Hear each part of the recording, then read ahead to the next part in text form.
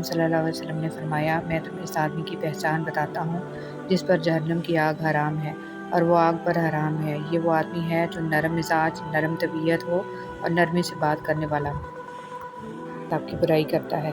آپ رحمۃ اللہ علیہ نے فرمایا، اگر تو سچا ہے تو چغل خور ہے، اگر جھوٹا ہے تو فاسق۔ اس پر وہ شرمندہ ہو کر چلا گیا۔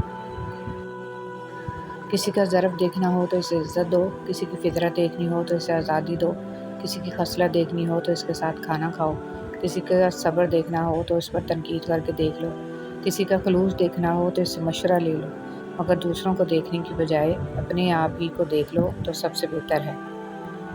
آپ 40 عالموں کو ایک دلیل سے ہرا سکتے ہیں، لیکن ایک جاہل کو 40 دلیلوں سے بھی نہیں ہرا سکتے۔ مولانا رومی رحمۃ اللہ علیہ۔ اللہ تعالیٰ فرماتا ہے، تو کرتا وہ ہے جو تو چاہتا ہے، پر ہوتا وہ ہے جو میں چاہتا ہوں۔ تو وہ کر جو میں چاہتا ہوں، پھر وہ ہوگا جو تو چاہتا ہے۔ ہم نفرتوں کے اس قدر عادی ہو چکے ہیں کہ محبتیں بانٹنے والے کو بھی شک کی نگاہ سے دیکھتے ہیں۔ امیروں سے نہ ڈرو بلکہ غریبوں کی آہ سے ڈرو، اس لیے کہ اگر امیر بھاگے گا تو وہ حاکم کے دروازے پر جائے گا، اور اگر غریب نے آہ بھر لی تو وہ اللہ تعالیٰ کے دروازے کو کھٹکھٹائے گا۔ خواہش سے نہیں گرتے پھول جھولی میں، وقت کی شاخ کو میرے دوست ہلانا ہوگا۔ کچھ نہیں ہوگا اندھیروں کو برا کہنے سے، اپنے حصے کا دیا خود ہی جلانا ہوگا۔ حضرت علی رضی اللہ تعالیٰ عنہ نے فرمایا، وہ جگہ چھوڑ دو جہاں تمہارے احساس اور تمہارے الفاظ کی قدر نہ ہو، پھر چاہے وہ کسی کا گھر ہو یا کسی کا دل۔ جو نہیں مل رہا دعاؤں سے اس پر صبر کرو کہ عنقریب وہ دن بھی آئے گا جب تم اس پر شکر کر رہے ہوگے، تب تک انتظار کر لو نا۔ وہ جانتا ہے کہ کب، کہاں اور کیسے عطا کرنا ہے، اور جو وہ جانتا ہے وہ کوئی نہیں جانتا۔ تو کیا تم اپنے خالق پر بھروسہ نہیں کرتے؟ ایک بار یقین کر کے آزما لو، بلا شبہ وہ یقین پر پورا نہ اترنے والوں میں سے نہیں ہے۔ انتظار کر کے دیکھ لو کہ بے شک وہ مایوس کرنے والوں میں سے نہیں ہے۔ رشتے دل سے بنتے ہیں، باتوں سے نہیں۔ کچھ لوگ بہت باتوں کے بعد بھی اپنے نہیں ہوتے، اور کچھ خاموش رہ کر بھی اپنے بن جاتے ہیں۔ تنہا ہو جانا نظر انداز ہونے سے بہتر ہے۔ یا رب، وہ صبر عطا کر جس کے بعد کبھی حوصلہ نہ ٹوٹے، وہ رحمت عطا کر جو ہمیشہ جاری رہے، وہ راستہ دکھا جو تیری طرف جاتا ہو، وہ کامیابی عطا کر جو تکبر سے پاک ہو، وہ رزق عطا کر جس میں برکت ہو۔ اللہ تعالیٰ ہم سب کو ناگہانی آفات سے بچائے، آمین یا رب العالمین۔ فرمایا، بے شک جو میں دیکھتا ہوں وہ تم نہیں دیکھ سکتے، اور جو میں سنتا ہوں وہ تم نہیں سن سکتے۔ آسمان چرچراتا ہے اور اسے چرچرانا ہی زیب دیتا ہے، کیونکہ وہاں 4 انگلیوں کے بقدر جگہ خالی نہیں ہے، ہر جگہ فرشتہ سجدہ ریز ہے۔ رسول صلی اللہ علیہ وسلم نے فرمایا، مسلمان جب بھی کسی پریشانی، بیماری، رنج و ملال، تکلیف اور غم میں مبتلا ہو جاتا ہے، یہاں تک کہ اگر اسے کوئی کانٹا بھی چبھ جائے تو اللہ تعالیٰ اسے اس کے گناہوں کا کفارہ بنا دیتا ہے۔ رسول صلی اللہ علیہ وسلم نے فرمایا، جب تم میں سے کوئی اپنی مسجد میں نماز باجماعت ادا کر لے تو اپنی نماز میں سے اپنے گھر کے لیے بھی کچھ حصہ رکھے، کیونکہ اللہ اس کے گھر میں اس کی نماز پڑھنے کی وجہ سے خیر و بھلائی رکھے گا۔ رسول صلی اللہ علیہ وسلم نے فرمایا، ہر نبی کو ایک دعا دی گئی، جس چیز کی اس نے دعا مانگی پھر اسے قبول کیا گیا، لیکن میں نے اپنی دعا قیامت کے دن اپنی امت کی شفاعت کے لیے محفوظ رکھی ہوئی ہے۔ اللہ کی رحمت۔ رسول صلی اللہ علیہ وسلم نے فرمایا، جب اللہ تعالیٰ مخلوق کو پیدا کر چکا تو اپنی کتاب لوح محفوظ میں جو اس کے پاس عرش پر موجود ہے، اس نے لکھا ہے، میری رحمت میرے غصہ پر غالب ہے۔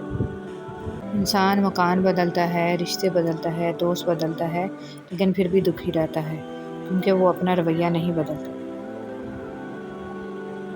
انسان پر کئی طرح کا بوجھ ہوتا ہے، اور سب سے بڑا بوجھ تکبر کا ہوتا ہے، اور ہم یہ جانے بغیر کہ اللہ کے نزدیک کون بڑا ہے اور کون گھٹیا، فیصلے خود ہی کرتے رہتے ہیں۔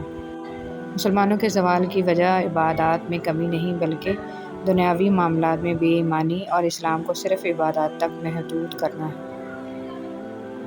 حضرت علی رضی اللہ تعالیٰ عنہ نے ارشاد فرمایا، بہترین رشتہ وہ ہے جو آپ کے عیب جان کر بھی آپ سے تعلق ختم نہ کرے، اور بے شک یہ رشتہ آپ کا اللہ کے علاوہ اور کسی سے نہیں۔ میاں بیوی ایک دوسرے کے بغیر نامکمل ہیں۔ مرد چاہے جیسا بھی مکان بنا لے، لیکن اس کو گھر کی شکل دینے کے لیے عورت کا محتاج ہوتا ہے۔ عورت گھر کو چلانے کے لیے چاہے کتنا بھی کما لے، لیکن اس کی کمائی میں مرد کی کمائی جیسی برکت نہیں ہوتی۔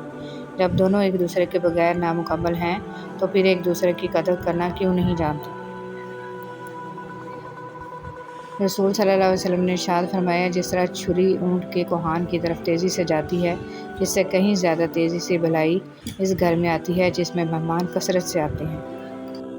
حضرت علی رضی اللہ تعالیٰ عنہ نے ارشاد فرمایا، کسی کی اچھائی کا اتنا بھی فائدہ مت اٹھاؤ کہ وہ برا بننے کے لیے مجبور ہو جائے۔ برا ہمیشہ وہ بنتا ہے جو اچھا بن کر ٹوٹ چکا ہو۔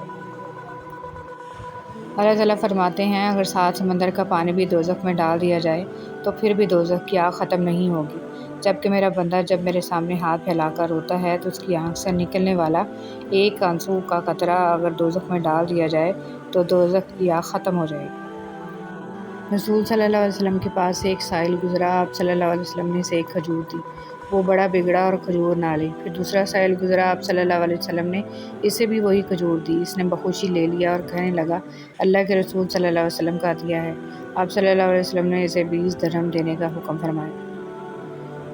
حضرت علی رضی اللہ تعالیٰ عنہ، جب دعا کرتے وقت تمہاری آنکھوں سے آنسو آنے لگیں تو سمجھ جانا تمہاری دعا بارگاہ الہی میں قبول ہو چکی ہے۔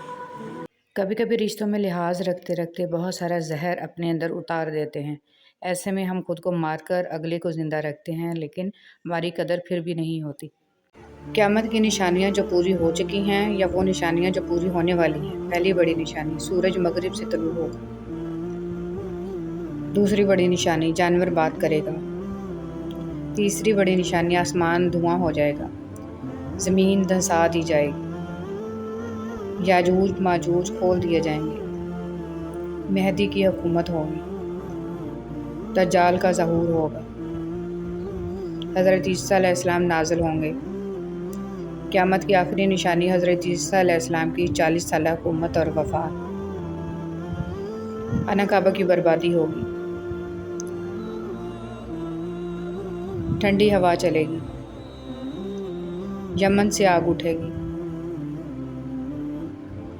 قیامت بدترین لوگوں پر قائم ہوگی،